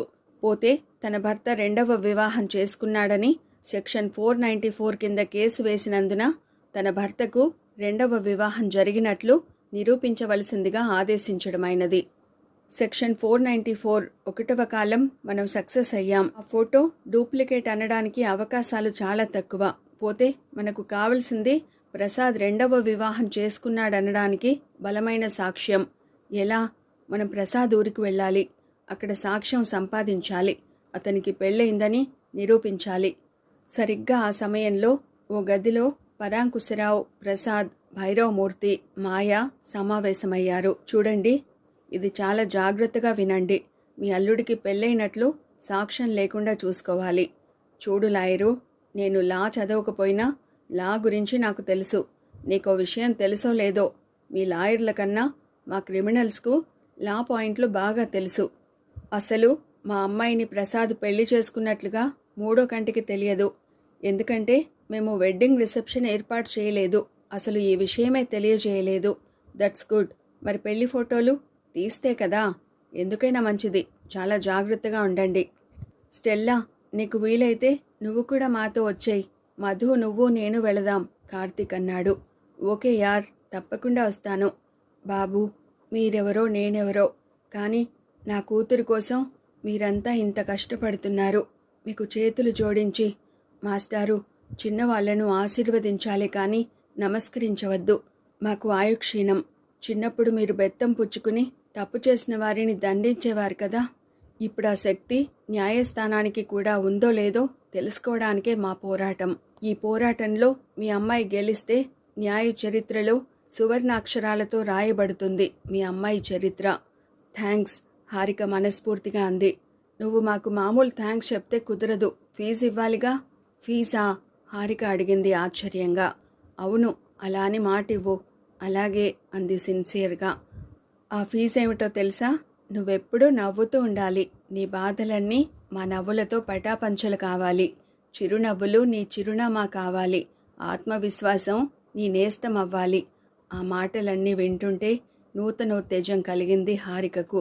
అంతేకాదు, రేపటి నుంచి నువ్వు కూడా మాతో మార్నింగ్ వాక్కి రావాలి అంది స్టెల్లా. నేనా? అమ్మో అంది గుండెల మీద చేయి వేసుకుని. మాటిచ్చి తప్పితే స్టార్ హోటల్లో 4 కై పుడతారట. పక్కున నవ్వింది హారిక. అది అలా నవ్వాలి. ఏ తల్లి బిడ్డవో. నా ఆయుష్ పోసుకుని వర్ధిల్లు తల్లి. నా చిట్టి తల్లిని నవ్వించినందుకు. రామం మాస్టారు గొంతులో సంతోషం. అందరూ నిద్రపోయారు. హారికకు మెలకువ వచ్చింది. అసలు నిద్ర పడితేగా మెలకువ రావడానికి. జ్ఞాపకాలు శూలాలైనప్పుడు, గతం చేదు అనుభవమైనప్పుడు నిద్ర ఎలా పడుతుంది? బయటకు వచ్చింది. అంతా చీకటిగా ఉంది. తన బ్రతుకులా ఆకాశం వైపు చూసింది. శూన్యంలా ఉంది. తన బ్రతుకులాగే లోపలికొచ్చి కుర్చీలో కూర్చుంది. తనకేం మిగిలింది? ఈ విషాదం తప్ప. అసలు తాను చేసిన తప్పేమిటి? తప్పు చేయకుండా తనకెందుకీ శిక్ష? అలా అలా ఆలోచిస్తూ ఉండిపోయింది. నిద్ర రావడం లేదు. మనసంతా అశాంతి అయితే నిద్ర ఎలా వస్తుంది? అలారం మోగడంతో కళ్ళు తెరిచాడు కార్తీక్. బయట ఎవరో తలుపు తడుతున్న చప్పుడు. 5 గంటలవుతోంది. వెళ్ళి డోర్ తీశాడు. ఎదురుగా స్టెల్లా ట్రాక్ సూట్లో. హలో యార్, ఎర్లీ గుడ్ మార్నింగ్ అంది. శుభ్రంగా నిద్రపోకుండా ఇదేమిటి? అయినా నువ్వు morning walk, evening walk, night walk, mid night walk చెయ్యి. నాకెందుకు శిక్ష? నువ్వు యాక్టివ్గా ఉండడానికి బాసు. అయినా నాకు కాబోయే మొగుడు యాక్టివ్గా ఉండకపోతే ఎలా? స్టెల్లా, ఏంటి బాసు, నేను సిగ్గుపడాల్సింది పోయి నువ్వు సిగ్గుపడుతున్నావు. పోన్లే బాసు, ఎవరు సిగ్గుపడితే ఏమిటి? ఎవరో ఒకరు సిగ్గుపడాలిగా. అది కాదు స్టెల్లా, నేను నచ్చకపోతే చెప్పు, వేరే వాడికి లైన్ వేస్తా. Stella, are you joking? No boss, I'm seriousing. వాతావరణాన్ని తేలిక చేస్తూ అంది. స్టెల్లా వంక ఆశ్చర్యంగా చూశాడు. ఏమిటి మనిషి ధైర్యంగా అలా మాట్లాడుతోంది? ఏమిటి బాసు, నన్ను పెళ్లి చేసుకోవడానికి ప్లస్లు మైనస్లు ఆలోచిస్తున్నావా? నాకు డబ్బు లేదు బాసు, జీతం తప్ప. నా బ్యాక్గ్రౌండ్ అంత బ్యాడేమీ కాదు, ఒక అనాథననే మైనస్ తప్ప. Stella, yes boss, I love you Stella, but. What but? Cut that bloody but. Come on, లే యార్. లేచాడు కార్తీక్. చూడు బాసు, నీ భార్య ఎలా ఉండాలనుకుంటున్నావు? ఒక్క క్షణం తటపటాయించాడు. చెప్పు బాసు. ఒద్దికగా ముద్దబంతి పువ్వులా, పెదవులపై చెదరని చిరునవ్వు. Stop stop. అవును స్టెల్లా, నిండుగా చీర కట్టుకుని జడలో మల్లెలు తురుముకుని సాయంత్రం వేళ నా కోసం. Hold on boss, hold on. నువ్వు తెలుగు నవలలు చదవడం అర్జెంటుగా ఆపేయకపోతే ఘోర నష్టం ఉంది. నీ కోరిక నెరవేరుస్తాను కార్తీక్, మనసులో అనుకుంది స్టెల్లా. ఇద్దరు హారిక ఇంటికి వెళ్లారు. తల్లి కల్లాపి చల్లుతోంది. రామం మాస్టారు బయట వాలు కుర్చీలో కూర్చున్నారు. హారికను మాతో పాటు మార్నింగ్ వాక్కి తీసుకెళ్తాం మాస్టారు. అలాగే బాబు, అలాగైనా అన్నింటినీ మర్చిపోతుందేమో. మంచు బిందువులు పచ్చగడ్డి మీద పడి మెరుస్తున్న వేళ, మంచు కురిసిన వేళ ముగ్గురు మార్నింగ్ వాక్ చేస్తున్నారు. హారిక, స్టెల్లా, కార్తీక్. అదొక నిత్యకృత్యమైంది. హారిక ఆనందంగా ఉంటుందంటే ఆ సమయంలోనే.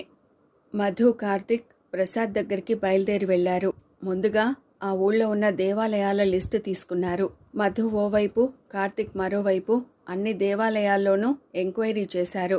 దాదాపు 3 రోజులు ప్రతి టెంపుల్ని వదిలిపెట్టకుండా తిరిగారు. ఆ చుట్టుపక్కల ప్రాంతాల్లో ఉండే దేవాలయాల్లో కూడా ఎంక్వైరీ చేశారు. ఫలితం లేదు. అంటే దేవుడి గుడిలో పెళ్లి చేసుకోలేదన్నమాట. ఎలా? ఏం చేద్దాం? రిజిస్ట్రార్ ఆఫీస్కి వెళ్తే? ఈ ఐడియా నచ్చింది. వెంటనే రిజిస్ట్రార్ ఆఫీస్కి వెళ్ళి ఎంక్వైరీ చేశారు. రిజిస్ట్రార్ ఆఫీస్లో కూడా పెళ్లి చేసుకోలేదు. పరాంకుశరావు దగ్గరికి వెళ్లారు. అరగంట వెయిట్ చేయించి అపాయింట్మెంట్ ఇచ్చాడు.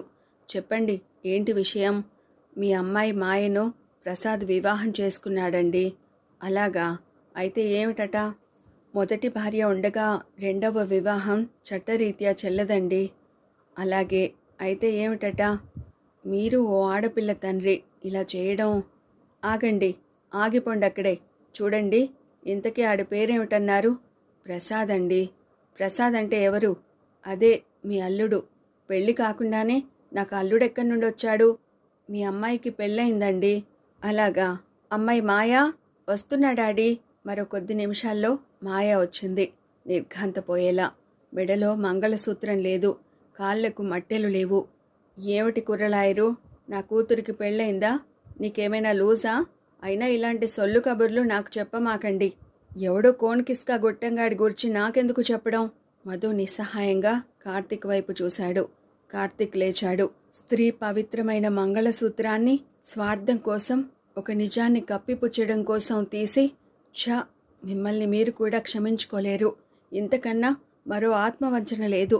రేపు నీ కూతురికి ఇదే గతి పట్టవచ్చు. అతని వల్ల నువ్వేదో ప్రయోజనాన్ని ఆశించి ఉండవచ్చు. రేపు అతను కూడా నీకన్నా ఎక్కువ ఉపయోగపడేవాడు దొరికినప్పుడు నీ కూతురికి హ్యాండ్ ఇచ్చిపోవచ్చు. అప్పుడు మీ పరిస్థితి ఎలా ఉంటుందో ఊహించుకోండి అంటూ లేచాడు. చాలా థ్యాంక్స్ కుర్రలాయరు వ్యంగ్యంగా అన్నాడు. కార్తిక్ మధు బయటకు వస్తుంటే ప్రసాద్ ఎదురొచ్చాడు. హలో మాజీ ఫ్రెండ్. మధు కోపంగా తల తిప్పుకున్నాడు. హలో లాయర్ గారు, ఏమిటి ఇక్కడికి దయచేశారు? ధర్మదేవత కళ్ళు కప్పి మీలాంటి వాళ్ళను వెతుక్కుంటూ ఒక్కోసారి పాప కూపంలోకి కూడా రావాల్సి వస్తోంది చురుగ్గా అన్నాడు కార్తిక్. ఇంత బాధ ఎందుకు కానీ ఓ పని చేయండి. ఏమిటి? మీరు వాదించడం మానేయండి, ఓ ఫ్లాట్ కొని పెడతాను. మీరో పని చేయండి. ఏమిటది? హారికతో వండిపోండి, నేనే మీకు ఫ్లాట్ కొని పెడతా. ఈ పని 6 నెలల ముందు చేసి ఉంటే నువ్వన్నట్లుగా బుద్ధిగా ఉండేవాడిని. 25 లక్షలు ఎలా వదులుకోను? ఓ పని చేయకూడదు? ఏమిటది? బ్రోకర్గా పని చేయండి, అప్పుడు 25 లక్షలేం కర్మ, 25 కోట్లు సంపాదించవచ్చు కోపంగా అన్నాడు Karthik. Lunch time. Stella tiffin box open చేసింది. హారిక కూడా ఉంది. ఇంట్లో ఉంటే ఒంటరిగా ఏదో ఆలోచిస్తుంది. అందుకే ఆలోచనల్ని డైవర్ట్ చేయడం కోసం ఇలా తీసుకొచ్చింది.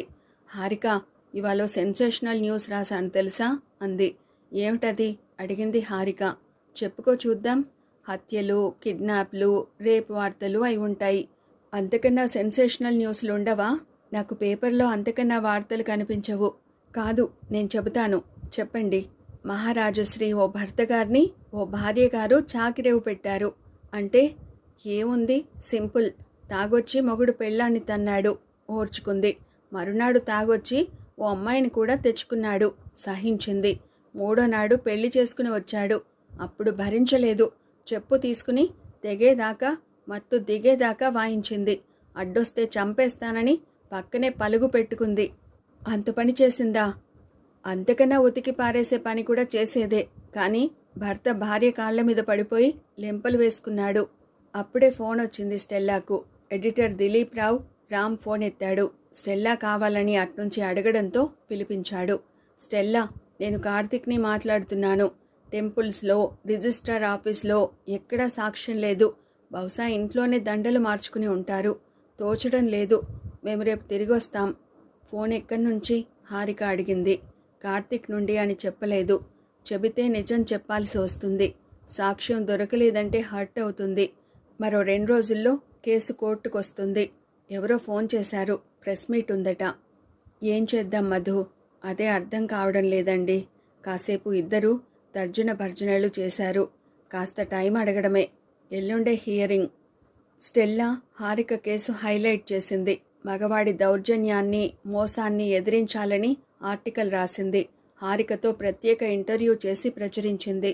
హారిక కేసు రాష్ట్ర వ్యాప్తంగా సంచలనం సృష్టించింది. ఇక్కడ సంచలనం కన్నా సాక్ష్యం ముఖ్యం. ఆ రోజు హియరింగ్ ఉందని తెలిసి చాలామంది జనం వచ్చారు. కోర్టు హాలు కిక్కిరిసిపోయింది. యువర్ ఆనర్, సాక్ష్యాలు సంపాదించడానికి కాస్త వ్యవధి ఇవ్వండి. నిందితుడు 2వ వివాహం చేసుకున్నాడని నిరూపించే ఆధారాలు సంపాదించడానికి గడువు కావలసిందిగా కోరుతున్నాను. మెజిస్ట్రేట్ గడువిచ్చాడు. అటూ ఇటూ పచార్లు చేస్తున్నాడు. ఏం చేయాలో తోచడం లేదు. చిరాగ్గా ఉంది. మధు, ఓ పని చేస్తే? ఏమిటది? ప్రసాద్ ఇంటి ప్రక్క వాళ్ళ చేత సాక్ష్యం చెప్పిస్తే? ఇది మంచి ఐడియా. ఆ పని ముందే చేయాల్సింది. మళ్ళీ ప్రయాణం. మీ ఇంటి ప్రక్క నుండే ప్రసాద్ గురించి వివరాలు కావాలండి అడిగాడు కార్తీక్.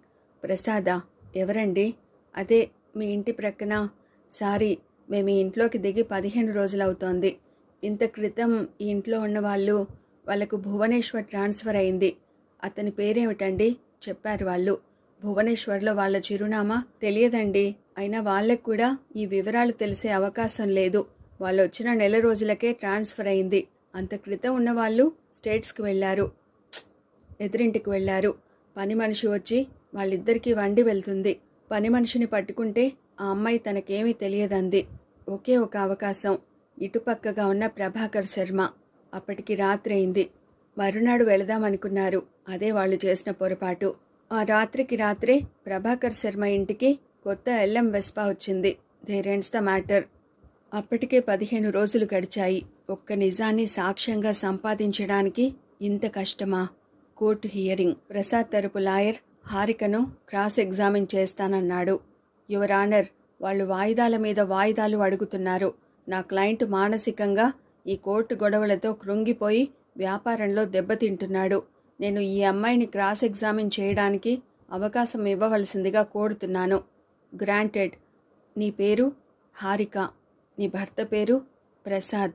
నీ భర్త 2వ వివాహం చేసుకున్నాడని సెక్షన్ 494 కింద పిటిషన్ వేశావు కదూ? వేశాను. అతను 2వ వివాహం చేసుకున్నాడని నీకెవరు చెప్పారు? మధు వైపు చూసింది. నువ్వు చూసావా? అతను అతని 2వ భార్యతో కాపురం చేయగా నువ్వు చూసావా లేదా? అతను మరో అమ్మాయి మెడలో తాళి కట్టగా నువ్వు చూసావా లేదా? మరి ఏ సాక్ష్యాధారాలతో నా క్లయింట్ని హింసిస్తున్నావు? అప్పటికే హారిక కళ్ళల్లో నీళ్లు తిరిగాయి. ఈ పరిణామాన్ని ఊహించలేదు.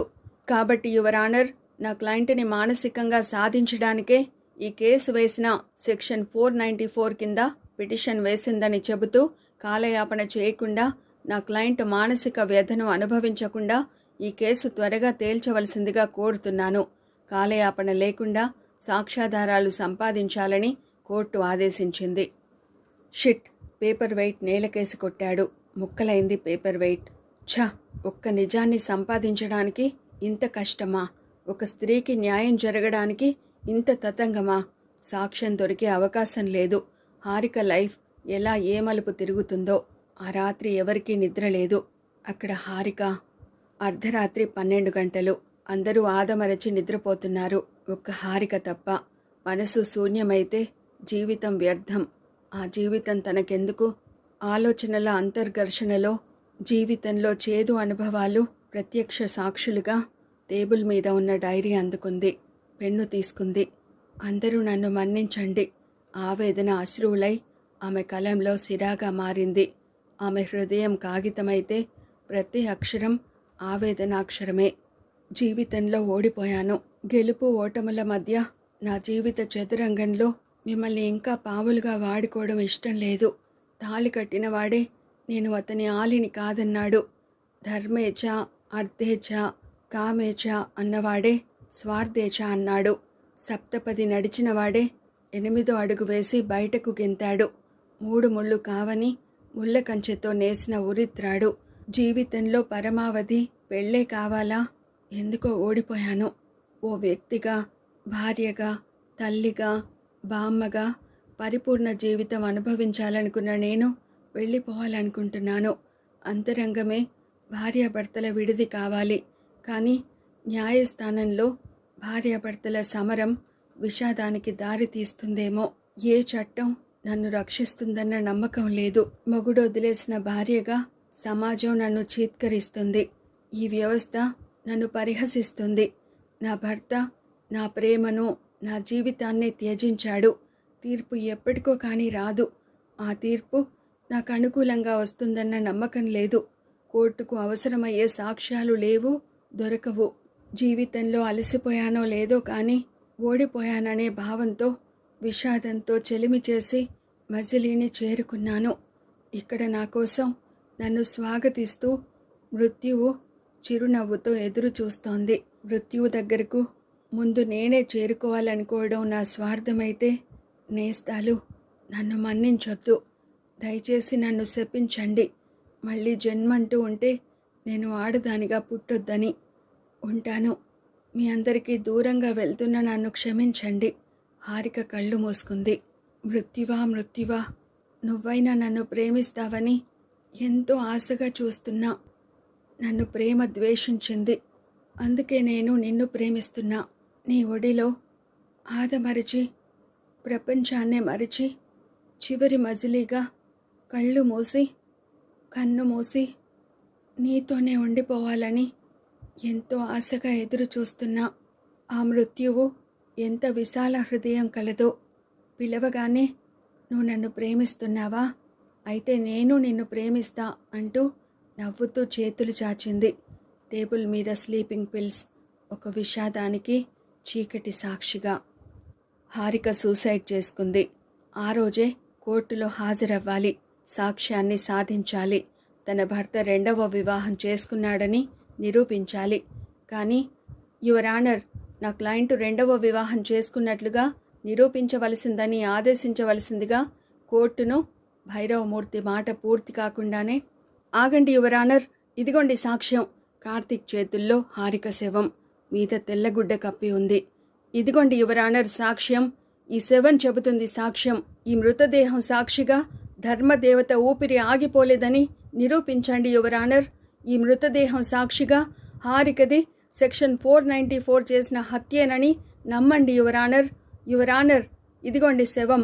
తన భర్తకు రెండో పెళ్ళయిందని నిరూపించవలసిన వ్యక్తి ఈ శవం నిరూపిస్తుంది. ఈ మృతదేహం సాక్షులను రప్పిస్తుంది యువర్ ఆనర్. మానసికంగా శారీరకంగా బలహీనురాలైన స్త్రీ తన భర్త మోసం చేశాడని సాక్ష్యం ఎలా తీసుకురాగలదు? రకరకాల సాంప్రదాయాలు, స్త్రీని గౌరవించే సంస్కృతి మనది. ఒక మగవాడు కట్టుకున్న భార్యను మోసం చేసే స్వార్థంతో మరో అమ్మాయి మెడలో 3 ముళ్ళు వేస్తే అందుకు రక్షణ కల్పించాలి రాజ్యాంగం. కానీ sorry to say your honour, section 494 కింద తన భర్త తనను పెళ్లి చేసుకున్నాడు. తనకు పెళ్ళయిందని, తన భర్త రెండవ వివాహం చేసుకున్నాడని, తనకు విడాకులు ఇవ్వలేదని నిరూపించుకోవాల్సిన బాధ్యత ఆ స్త్రీదేనని శాసిస్తోంది. కానీ యువర్ ఆనర్, బాధించబడే బాధితురాలు ఎలా సాధించగలదు? అవకాశవాదులు, స్వార్థపరులు, పురుషాధిక్య సమాజంలో దగా చేసిన భర్తలకు ఈ సెక్షన్ మోసం చేసే అవకాశం కలిగిస్తోందని ఈ మృతదేహం సాక్షిగా చెబుతున్నాను యువర్ ఆనర్. అందరూ ఈ న్యాయస్థానంలో భగవద్గీత సాక్షిగా, ఆత్మసాక్షిగా ప్రమాణం చేస్తారు. కానీ నేను కార్తిక్ చేయి హారిక తల మీద పడింది. ఈ మృతదేహం సాక్షిగా ఓ మగాడి మోసానికి బలైన ఈ మృతదేహం సాక్షిగా సెక్షన్ 494ను సవరించమని ప్రార్థిస్తున్నాను యువర్ ఆనర్. ఈ సెక్షన్ 494 వల్ల అవకాశవాదులు, స్వార్థపరులు విజృంభించి మోసాలు చేసి అసలే కట్నం కోసం పెళ్లాలను కిరోసిన్ పోసి చంపేసే భర్తలున్న ఈ లోకంలో డబ్బు కోసం ఈ సెక్షన్ను అడ్డు పెట్టుకుని మోసాలు చేయడానికి ఆస్కారం ఉంది యువర్ ఆనర్. దయచేసి ఈ మృతదేహం సాక్షిగా ఈ సెక్షన్ను సవరించండి. కోర్టు హాలు నిశ్శబ్దమైంది. జడ్జి లేచాడు మౌనం పాటించడానికి. గ్యాలరీలో అందరూ లేచి తలలు వంచుకున్నారు. దయచేసి ఈ అభాగ్యురాలికి మౌనం పాటించి చేతులు దులుపుకోకండి. భవిష్యత్తులో మరో మృతదేహానికి శ్రద్ధాంజలి ఘటించే దురవస్థ రాకుండా చూడండి. కార్తిక్ కళ్ళల్లో కన్నీళ్లు.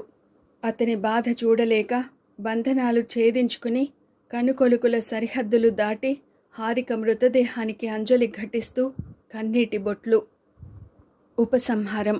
ఎప్పుడైతే సెక్షన్ 494 సెక్షన్ సవరించబడి బాధితురాలు తనకు పెళ్ళయిందని, తన భర్త రెండవ వివాహం చేసుకున్నాడని, తనకు విడాకులు ఇవ్వలేదని, స్వార్థపూరిత భర్తల మోసాలకు బలై నిరూపించుకోవాల్సిన అఘాయిత్యం స్త్రీకి కలగదో, తన భర్త తనని మోసం చేసి రెండవ పెళ్లి చేసుకున్నప్పుడు ఆ స్త్రీ న్యాయస్థానాన్ని న్యాయం ప్రసాదించమని అర్థించినప్పుడు సులువుగా, స్వేచ్ఛగా, నిజాయితీగా, ఆమె ఆవేదన సాక్షిగా, ఆమెకు జరిగిన అన్యాయమే ప్రత్యక్ష సాక్షిగా ఆమెకు న్యాయం జరిగే రోజు వస్తుందో, ధర్మదేవత కంటతడి కాక ఆనందాశ్రువులు రాలుస్తుందో, ఆ ఆనందకర క్షణానికి, ఆ అందమైన అపురూపమైన క్షణానికి, ఆ అద్భుతానికి, అందుకు కారకులైన ప్రతి ఒక్కరికి కృతజ్ఞతలతో సెక్షన్ 494 సవరణ జరిగే రోజు రావాలని ఆకాంక్షిస్తూ.